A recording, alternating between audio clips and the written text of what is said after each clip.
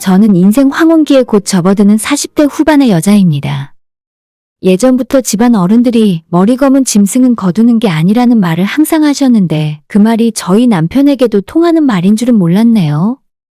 제 젊은 시절을 다 바쳐서 이 남자와 가정을 위해 정말 헌신을 하며 살았다고 자부하는데 이렇게 모든 것이 날아가 버릴 줄은 몰랐습니다. 너무 어리석은 이 남자를 어찌해야 좋을지 모르겠네요. 저와 남편은 정말로 어려운 시절을 함께 이겨냈고 지금까지 버티고 살았습니다. 90년대 중반 잘나가는 대기업 해외 영업부 사원이었던 남편을 만나 결혼해서 일찌감치 아들도 하나 낳고 정말 남부러울 거 없이 살았어요. 결혼할 때 양가 부모님들 도움을 받고 대출을 좀 끼긴 했어도 서울에 아파트를 한 채 갖고 있었고 소위 남들이 말하는 중산층의 삶을 살고 있었습니다. 남편은 90년대 당시 뉴그랜저를 타고 있었고 주말이 되면 어린 아들과 함께 서울 근교 드라이브를 하고 맛있는 걸 먹고 정말 근심 걱정 없이 행복하게 살았죠. 아마 그때를 기억하시는 분이 저 말고도 많이 있겠지만 정말 좋았던 시절이에요. 남편이 열심히 일해서 벌어온 돈으로 저와 아이가 충분히 먹고 살고 아파트 대출도 갚고 은행에 적금도 넣으면 이자도 많이 줬기 때문에 돈 모으는 재미가 있던 그런 시절이에요.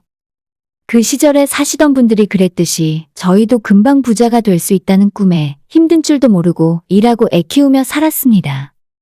하지만 모든 꿈 같은 행복은 하루아침에 다 끝나버렸어요. IMF가 터지면서 많은 회사들이 하루아침에 문을 닫았고 남편의 회사도 여러 번에 걸친 구조조정이 있었습니다. 남편은 운이 좋게도 명예퇴직을 피해 갈 수 있나 싶어서 한숨 돌렸는데 얼마 후 남편이 다니던 회사가 통째로 부도가 나서 넘어가 버렸어요. 그 당시를 기억하는 다른 분들도 다들 마찬가지였겠지만 평생 직장이라 생각했는데 한순간에 생계를 잃어버린 그 막막함이란 정말 말로 표현을 할 수 없었습니다. 게다가 집에는 아직 유치원도 들어가기 전인 어린아들이 있었고 매달 갚아야 하는 아파트 대출금의 생활비까지 생각하면 하루하루가 막막했어요. 그때 남편은 급한 마음에 일용직 새벽 인력시장도 나가더라고요. 하지만 지금까지 배우고 해온 일이 책상 앞에 앉아 사무 업무를 본 것밖에 없어서 건설 현장이나 공장에서 몸쓰는 일은 영 재주가 없었습니다.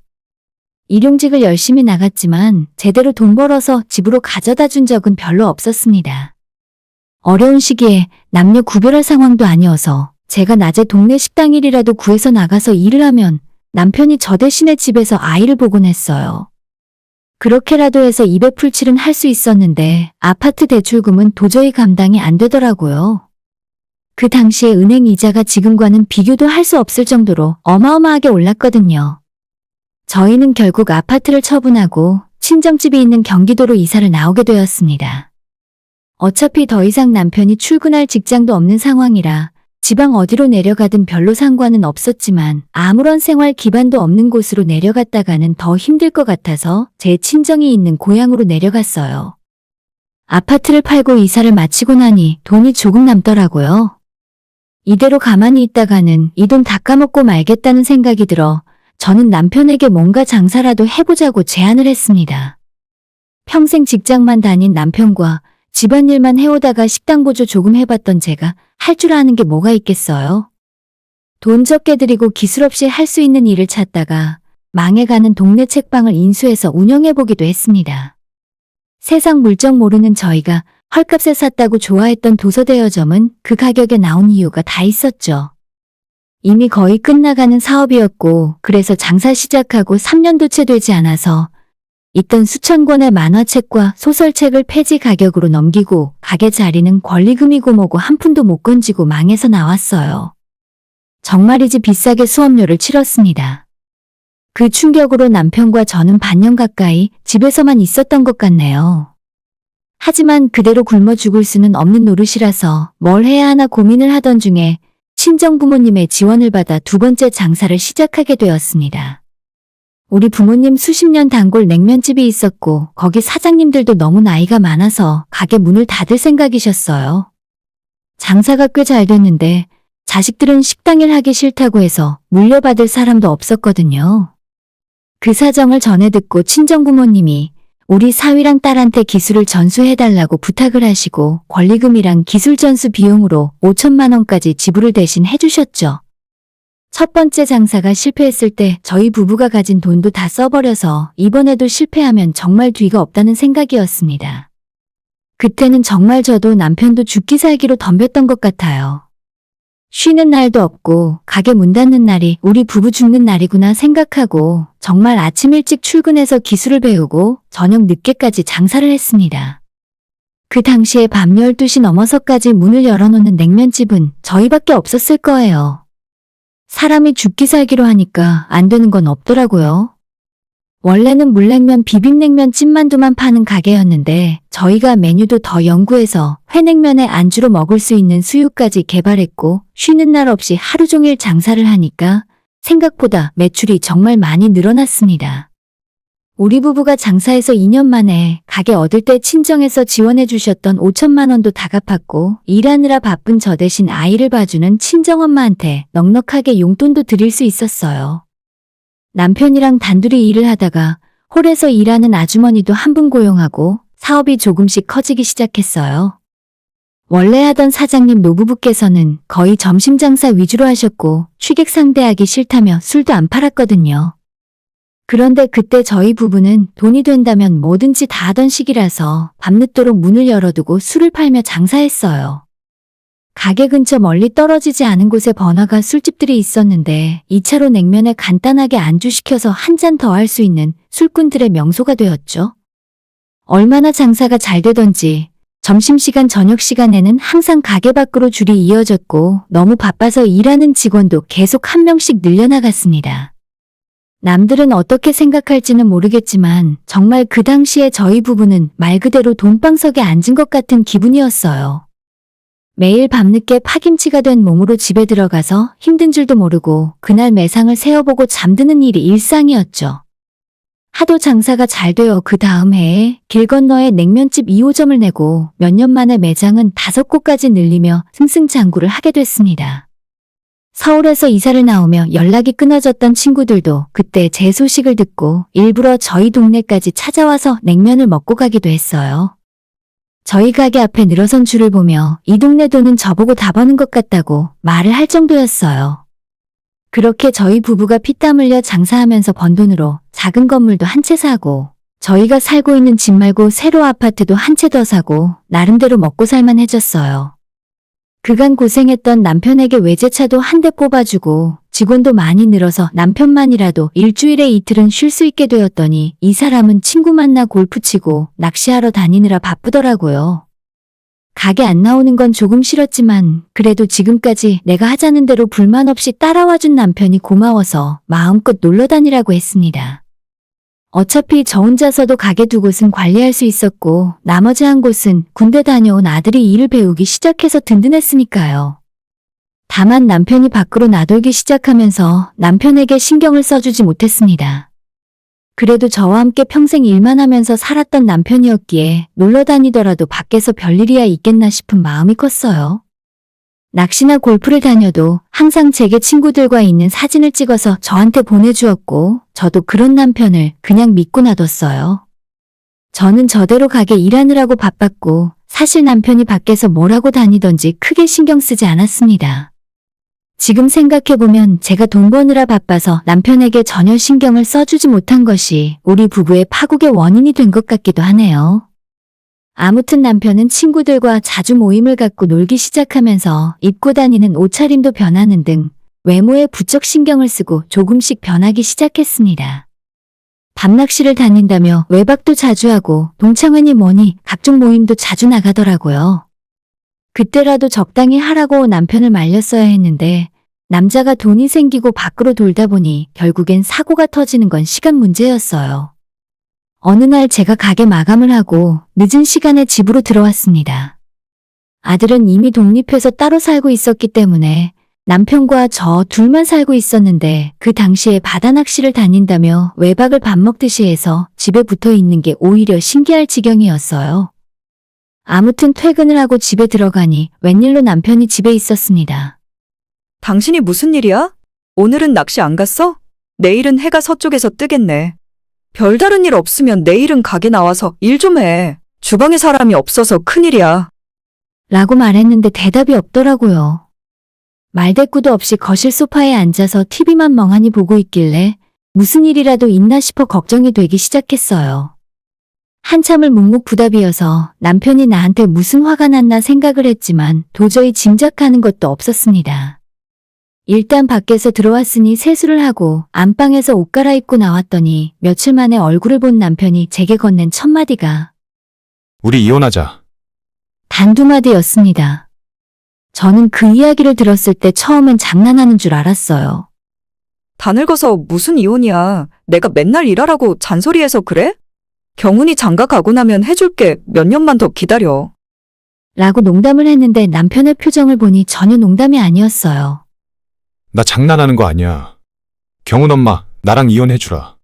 우리 살 만큼 살았고 당신에겐 항상 고마운 마음뿐이야. 근데 나 이제 새 삶을 살고 싶어. 이 양반이 밖에 싸돌아다니면서 맨날 밤새워 낚시를 하고 술을 하도 마시고 돌아다니니까 머리가 잠시 이상해졌나 싶었어요. 이제야 힘든 시절 다 지나서 아들도 다 키우고 재산도 좀 모아놓고 편하게 먹고 살만한데 갑자기 이런 소리를 하니까 너무 짜증이 나더라고요.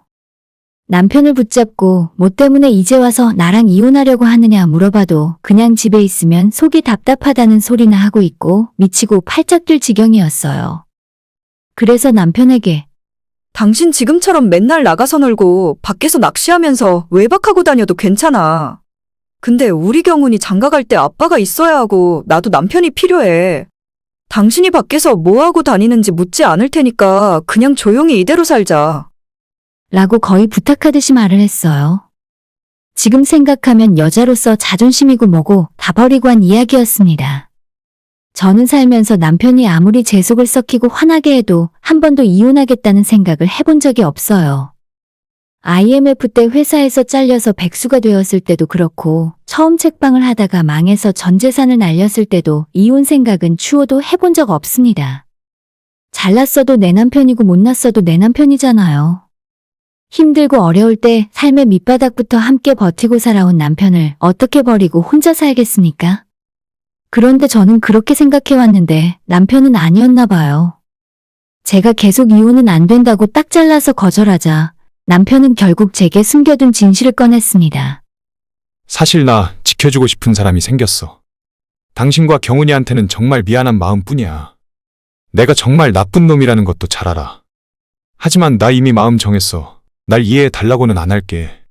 이혼해주라. 듣고 있는데 정신이 멍해지더라고요. 남편이 아무리 허구한 날 밖으로 돌아도 여자가 생길 줄은 몰랐습니다. 솔직히 주머니에 돈도 있겠다. 남자들이랑 몰려다니면서 골프 치고 낚시하고 외박하면 술집 정도는 다닐 줄로 알았어요. 그 정도까지는 저도 이해할 수 있고 굳이 내가 모르는 곳에서 남자들끼리 뭐라고 다니는지 알고 싶지도 않았습니다. 그런데 이 정도로 제가 배려하고 참아줬는데 이제 와서 한다는 소리가 나랑 이혼하고 다른 여자와 살고 싶다니 그게 무슨 말도 안 되는 일인가요? 돈 잘 벌어다 주고 놀러 다니는 것 터치 안 하고 마음껏 돈 쓰고 다니게 해주는 마누라가 여기 있는데 남편이 너무 멍청한 소리를 하니까 어이가 없었습니다. 그래, 이혼이고 뭐고 일단 당신이 나랑 끝내고 나면 어떤 년이랑 살고 싶은 건지 이야기나 한번 들어보자. 그 이야기 듣고 내가 납득을 할 수 있으면 나도 이혼해줄게. 그때부터 남편은 정말 저를 설득하기 위해 장장 20분을 쉬지 않고 떠들었습니다. 지금 이 상황만으로 황당했지만 남편이 하는 소리를 정신을 차리고 들어보니 얼마 전에 남편이 동창회를 나갔다가 그 자리에서 첫사랑을 만났는데 그 여자가 2년 전에 이혼하고 혼자 애까지 딸려서 힘들게 살고 있었대요. 이혼하기 전에 남편이 매일 술 먹고 행패 부리다가 나중에는 그 여자와 애한테까지 주먹을 휘둘렀다 하네요. 고생고생하다가 뒤늦게 이혼하고 혼자서 식당 일해서 돈을 벌며 고등학교 다니는 딸까지 키우고 있는데 그 모습이 너무 마음이 쓰였답니다. 자꾸 신경이 쓰여서 따로 만나 도와주고 같이 밥도 먹고 하다 보니 옛날 생각도 나고 정이 들고 불쌍해서 그냥 지나치고 잊고 살 수가 없었다고 하네요. 저희는 이제 돈도 많이 벌고 성공했는데 불쌍한 모녀를 생각만 하면 남편이 밤에 잠이 안 온다는데 어쩝니까? 이야기를 다 듣고 화를 내는 것이 아니라 정말 집이 떠나가라 크게 웃었어요. 애도 있고 가정이 있는 남자가 20년도 더 된 옛날 첫사랑을 만나서 단지 그 여자가 불쌍하다고 조강지처와 이혼하자고 하는 머저리 같은 짓을 한다는 게 생각만으로 너무 웃기더라고요. 내가 이런 남자를 믿고 애를 낳고 지금까지 열심히 살았다는 것도 너무 한심스러우면서 동시에 웃기고 수십 년 결혼 생활이 다 부질없구나 하고 느껴졌어요. 남편이 하는 말이 너무 웃겨서 한참을 제가 아무런 대답도 못하고 웃기만 하고 있었더니 이 남자가 제 눈치만 살살 살피고 있었습니다. 뭐 대단한 이유로 엄청난 여자를 만나서 바람을 피웠으면 속에서 천불이 날 법도 한데 자기가 직접 불구덩이로 뛰어들고 싶다는 사람한테 무슨 말이 더 필요하겠습니까? 한참을 웃다가 저도 좀 진정을 하고 남편에게 이렇게 대답했어요. 그래, 이혼하자. 이혼해줄게. 빨리 서류 만들어서 가져와. 내가 도장 찍어줄게. 제가 너무나 흔쾌히 남편과 이혼해준다고 하자 이 사람이 오히려 불안해 하더라고요. 안절부절 못하며 제게 괜찮냐고 자꾸 물어보는데 제가 괜찮지 않을 일이 뭐가 있겠습니까? 남편에게 불안해할 필요 없다고 난 당신이랑 그 여자한테 어떠한 이혼 관련 소송도 안 할 거고 그냥 당신 하고 싶은 대로 해줄 테니까 남은 여생은 당신 마음대로 살라고 말해줬어요. 그러면서 저한테 재산 분할도 이야기 꺼내길래 당신이 집구석 버리고 나가는 거니까 어떠한 것도 달라고 할 생각 말고 너가 맨손으로 나가서 네 몸뚱아리로 그 여자와 그 여자 딸까지 먹여 살리라고 말해줬어요. 아니, 그래도 내가 같이 열심히 일했잖아. 부부가 같이 고생해서 돈 벌었는데 나한테도 내 몫을 나눠줘야지. 첫사랑을 찾아 가정을 버리고 나가면서도 돈은 챙겨가고 싶었나 봅니다. 가만 생각해보니 법적으로 분쟁이 길어지면 진짜 재산을 나눠줘야 할 수도 있겠다는 생각에 현금으로 1억 그 이상은 절대 못 준다고 제가 이야기했더니 남편이 순간 입이 귀에 걸리려고 하는 걸 애써 참는 게 느껴졌습니다. 대신 나중에 딴소리 하기 없기야. 내일 변호사 사무실 같이 가서 합의서 쓰고 나중에 뒤탈 없이 제대로 마무리해. 저는 남편이 이대로 나가더라도 아무렇지도 않은데 한 가지 걱정되는 건 우리 아들이 혹시나 충격받지는 않을까 하는 생각이 들어 그 시간에 아들 보고 집으로 건너오라고 했어요. 아들이 도착해서 저는 아들에게 지금 이 상황에 대해서 설명해 주었습니다. 엄마랑 아빠가 이혼하려고 하는데 아빠가 다른 여자와 그 딸을 데리고 살 거라고 한다. 너는 이 문제에 대해서 어떻게 생각하니? 라고 물었어요. 하지만 아들 성격도 저를 닮았는지 아무런 표정의 변화도 없이 오늘 당장 아빠가 집에서 나가더라도 자긴 상관없다고 하네요. 어차피 지금도 저와 아들 둘이서 가게를 운영하고 있는 거나 다름없고 먹고 살기에 이미 충분하게 돈을 벌고 있었고 그동안 일도 안 하고 배짱이처럼 놀러만 다닌 아빠는 자기도 별로 필요 없다고 하더라고요. 아들까지 이 문제에 흔쾌히 동의를 해주니 이혼은 정말 쉬웠습니다. 몇십 년 동안 살아온 시간이 무색하게 절차가 별거 없었어요. 일단 변호사 사무실을 찾아서 이혼 여부에 대한 서류 작성하고 또 다른 날 만나서 남편과 법원에 서류 제출하고 일정 기간 다시 생각해보라며 숙려기간을 주더라고요. 처음엔 평생 같이 살던 남편이 없다는 게 약간 두렵기도 했는데 막상 남편을 내보내고 아들과 둘이 속 깊은 대화도 많이 하고 열심히 일하면서 살다 보니 나쁘지 않더라고요. 오히려 남편이 밖에서 뭘 하고 다니는지 신경 쓰지 않아도 되고 제 카드를 마음대로 가져다가 쓰는 사람 하나 없으니 저는 더 좋은 면도 있었습니다. 이제 인생을 조금 즐겨보라는 아들의 권유로 저도 외제차도 한 대 사고 가게 직원도 더 쓰면서 일주일에 하루씩은 출근하지 않고 제 시간을 갖게 되었어요. 처음엔 수십 년을 명절 빼고 문 닫은 적이 없고 제가 출근하지 않은 적 없는 가게라 저 없이 안 돌아갈 줄 알고 불안했습니다. 아들의 명령으로 출근하지 말고 집에서 쉬라고 하는데 어디 마음 편하게 있을 수 없더라고요. CCTV도 봤다가 가게에 전화해서 별일 없냐고 물어보기도 했다가 하루 종일 불안에 떨며 가게 걱정을 하고 있었는데 제 걱정과는 달리 아들이 정말 든든했습니다. 그 다음부터는 제게 주어진 하루의 휴일날을 뭐라고 보낼지 고민하게 되더라고요. 명절이 아닌 날에도 친정엄마 모시고 드라이브 가서 맛있는 것도 먹고 오고 오랜만에 친구들 만나 수다도 떨고 쇼핑도 다니다 보니 인생이 좀 더 다채로워지고 풍요로운 기분이 들었어요. 매일매일 식당 주방에서 일만 할 때는 몰랐는데 오히려 하루 쉬고 다음날 출근하면 일하는 게 더 재미있고 신이 나더라고요. 자연스럽게 집을 떠난 남편의 빈자리는 느낄 새도 없었어요. 아들이랑 함께 할 수 있는 취미 생활을 가져야겠다 싶어서 배웠던 테니스도 하다 보니 운동도 되고 재미가 있었습니다. 왜 전 남편이 날이면 날마다 밖으로 나돌아다녔는지 조금은 알 것 같았어요. 그렇게 시간이 1년이 넘게 흘렀고 저는 지금 그 어느 때보다도 행복하게 살고 있습니다. 하지만 얼마 전에 뜻하지 않게 전 남편에게서 연락이 왔어요. 이 양반이 돈 떨어져서 연락을 했나 싶어 받아보니 횡설수설 말을 더듬으며 저랑 우리 아들 잘 지내고 있냐며 안부 전화를 했더라고요. 요즘 제 카카오톡 프로필에 테니스 치고 놀러 다니는 사진을 올려뒀었는데 사진 잘 보고 있다면서 쓸데없는 소리를 하길래 이딴 헛소리 할 거면 앞으로 나한테 연락하지 말고 너 마누라랑 새로 생긴 딸한테나 잘하라고 하고 전화를 끊으려고 했습니다. 아, 잠깐만. 사실 그게 아니라. 나 다시 집에 들어가면 안 될까? 그러자 갑자기 남편이 제게 다시 합치고 싶다는 거예요. 1년 전에 집을 떠나 자기 첫사랑이랑 살림을 합치고 살아봤는데 상상했던 것과는 너무 다르다면서 아무리 돈을 벌어다 줘도 원체 두 여자가 낭비벽도 심하고 애엄마나 딸이나 자기를 돈 벌어오는 기계로만 본다는 겁니다. 정말 이 양반이 어디까지 철이 없는 건지 답답하고 한심하더라고요. 애초에 애딸린 이혼녀를 책임지겠다고 나갔으면 돈이면 돈, 몸이면 몸을 써서 열심히 벌어먹일 생각을 해야지. 돈 많이 쓴다고 이혼한 전 부인에게 1년 만에 전화해서 다시 합치자고 하는 게 상식이 있는 사람인가 싶었습니다. 애초에 이렇게 어영부영 합칠 거였으면 서로 피곤하게 이혼은 뭐하러 했나요? 자긴 아직 그 여자랑 혼인신고도 안 했으니까 법적으로도 문제 없다고 하는데 이때 이 양반 정신이 온전치 못하구나 하는 생각이 들었어요. 전 남편에게 헛소리하지 말고 나나 우리 아들이나 집에 아빠는 없는 걸로 알고 잘 사는 중이니까 이제라도 그 여자랑 혼인신고하고 새로 생긴 당신 가정이나 잘 지키고 살라고 전화를 끊었습니다.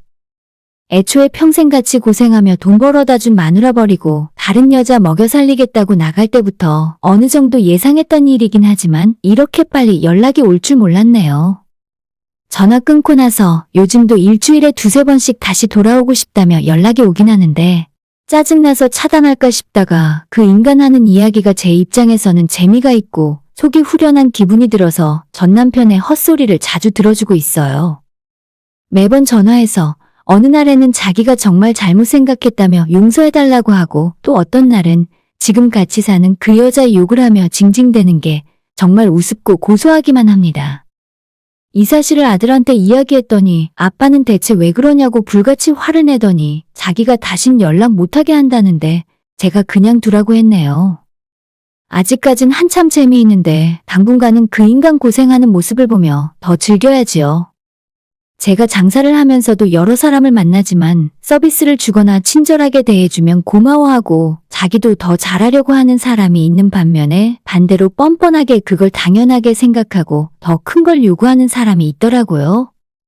이혼한 전 남편은 결혼 생활하는 동안 함께 고생한 제게 고마워하는 마음을 갖고 있는 줄 알았는데 안타깝게도 후자의 사람이었었나 봅니다. 굴러들어온 복을 자기 발로 차버렸으니 이제 남은 인생 피곤할 일만 남은 것 같네요. 저는 이제 와서 전 남편과는 절대로 다시 재결합할 생각은 없어요. 지금 그 사람이 제게 하는 이야기가 너무 웃겨서 들어주고 있을 뿐입니다. 정말 진지하게 재결합을 원한다면 따끔하게 충고하고 연락을 끊어야죠. 이런 한심한 사람을 믿고 같이 살고 있는 그 여자도 어떤 면에서는 좀 불쌍하네요. 앞으로도 제 인생을 더 재미있게 살 방법이나 생각할 겁니다. 아들과 둘이서 열심히 그리고 행복하게 살아야죠. 오늘의 사연은 여기까지입니다. 구독과 좋아요, 알람 설정 부탁드려요. 다들 행복하시고 좋은 하루 되세요.